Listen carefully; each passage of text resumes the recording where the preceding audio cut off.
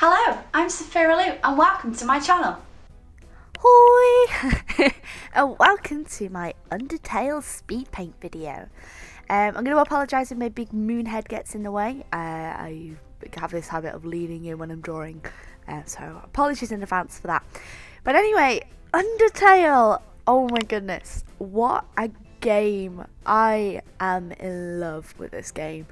And the premise of it, and every reason that the characters are lovable, the music's amazing, and I just had to do a tribute piece for it.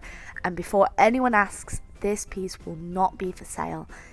Toby Fox, the creator of Undertale, has specifically asked that no one sells any fan art of Undertale, and I respect his wishes, so I'm not going to. But I had to do a little sneaky little piece for myself. So, as you can see, for the first time, I am actually using my light box, which was given to me by a very good friend. She'd got a bigger one.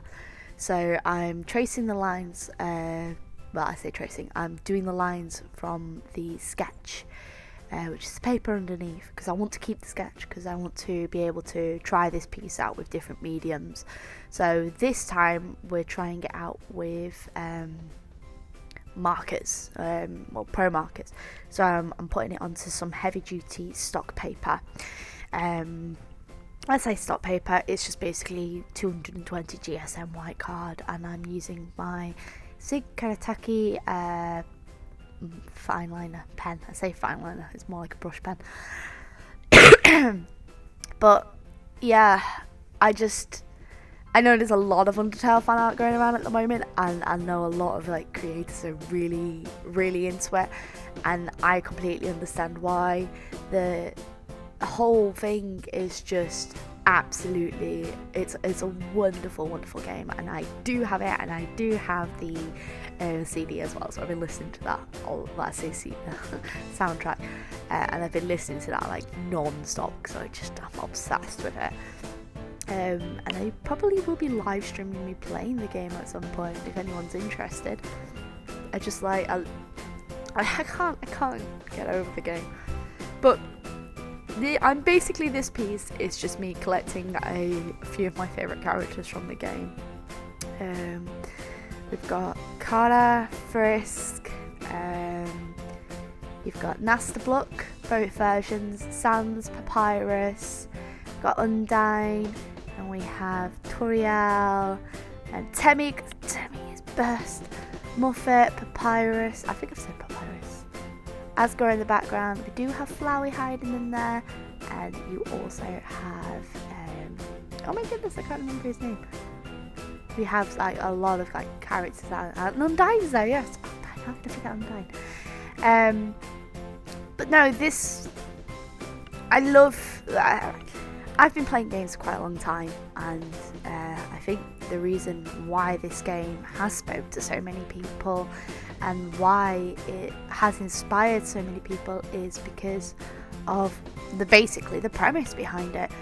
There aren't that many games out there where you can literally complete the whole game without killing a single thing. You can literally, it's a true pacifist thing. Or if you go through and kill, spoilers by the way, guys. If you're watching this and you're not expecting to get no spoilers, warning. You're gonna get spoilers, unfortunately. This is a piece about Undertale, and I'm speaking about Undertale. Yeah, and to be able to go through a game and not have to have the classic RPG system which you are used to is extremely refreshing to me. I think that's just because I've grown up playing Final Fantasy, Zelda, Kingdom Hearts, Mario games, and you're the good guy, they're the bad guys, and you have to defeat them and gain levels, gain experience, to become stronger, to be able to defeat the more harder monsters and harder levels later on. And in this game, you don't need to do that, but it doesn't explain that straight away, because it's counting on you already knowing the system, already knowing how it works.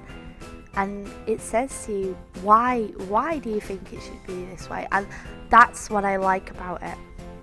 It's probably, Undertale is probably one of my all-time favourite games now.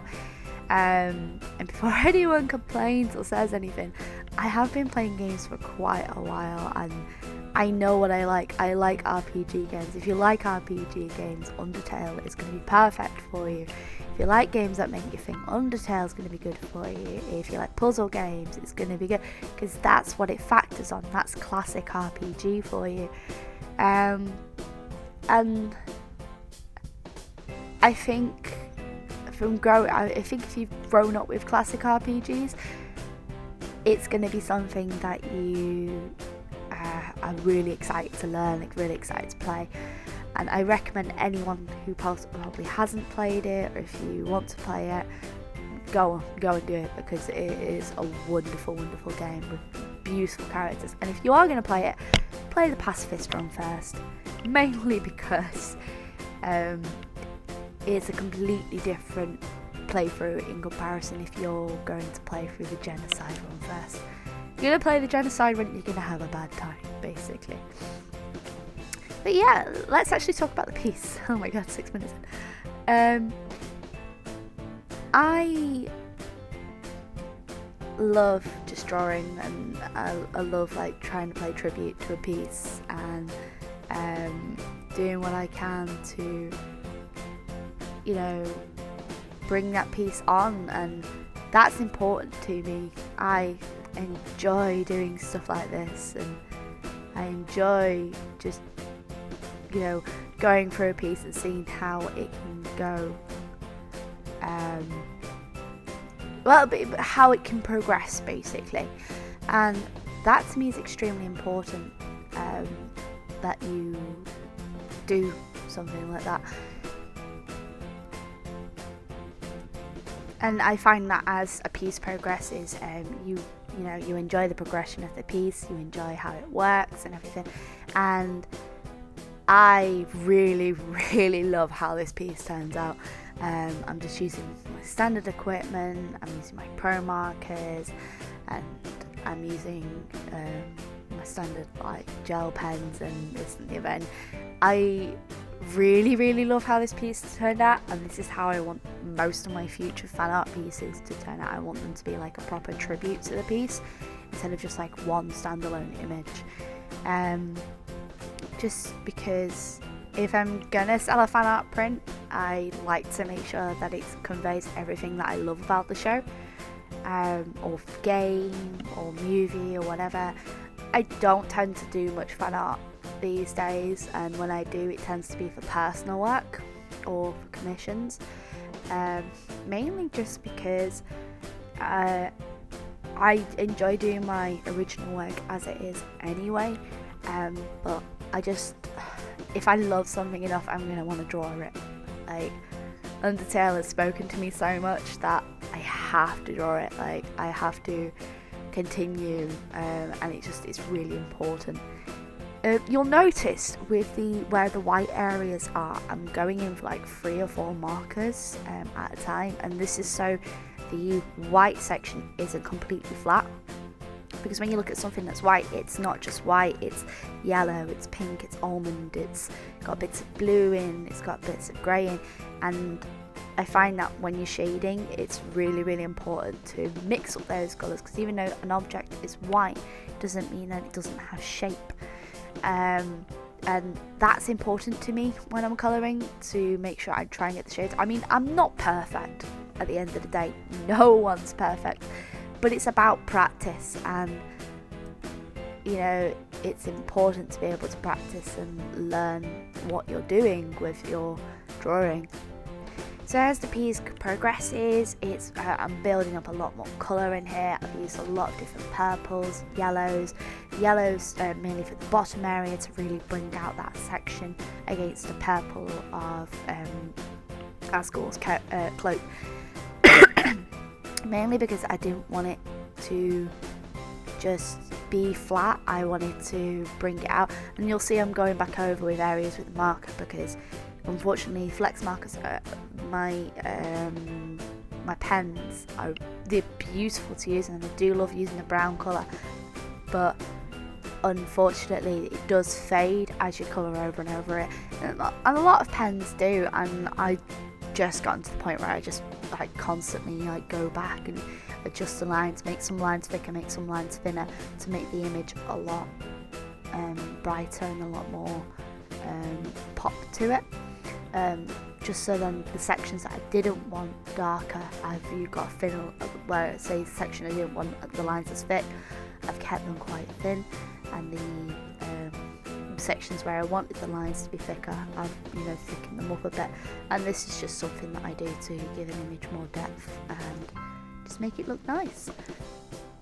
But yeah, I can't get over this game. I really can't, and I do highly recommend anyone who loves games, just loves playing stuff and learning.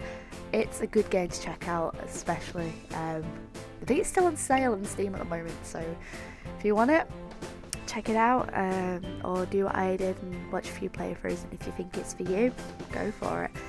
I just it's like Metaton is such a fantastic character, like Sans is lovable, and with his brother Papyrus are absolutely fantastic.